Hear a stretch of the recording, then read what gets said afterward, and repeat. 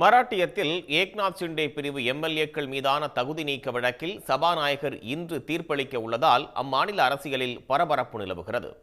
காங்கிரஸ், சிவசேனா, தேசியவாத காங்கிரஸ் கட்சிகள் இணைந்து மராட்டியத்தில் மகாவிகாஸ் அகாடி என்ற கூட்டணி ஆட்சி நடைபெற்று வந்தது. கடந்த 2022ஆம் ஆண்டு ஜூன் மாதம் சிவசேனா கட்சியின் ஏக்நாத் ஷிண்டே மற்றும் பல எம்எல்ஏக்கள் முதலமைச்சர் உத்தவ் தாக்கரேவுக்கு எதிராக திரும்பினர். ஆட்சி கவிழ்ப்புக்கு பின்னர் பாஜகவுடன் இணைந்து புதிய அரசின் முதலமைச்சராக ஏக்நாத் ஷிண்டே பதவியேற்றுக் கொண்டார். ஏக்நாத் ஷிண்டே மற்றும் அவருடன் சென்ற எம்எல்ஏக்கள் மீது கட்சி தாவல் தடை சட்டத்தின் கீழ் நடவடிக்கை எடுக்கும்படி உத்தவ் தாக்கரே தரப்பு உச்சநீதிமன்றத்தை நாடியது. இந்த விவகாரத்தில் சபாநாயகர் முடிவெடுக்கும்படி உச்சநீதிமன்றம் அறிவுறுத்தியும் அவர் தொடர்ந்து காலம் தாழ்த்தி வருவதாக குற்றச்சாட்டு எழுந்தது. இந்த விவகாரத்தில் சபாநாயகரை கண்டித்த உச்சநீதிமன்றம் ஜனவரி 10ஆம் தேதிக்குள் இறுதி முடிவெடுக்க சபாநாயகருக்கு கெடு விதித்தது.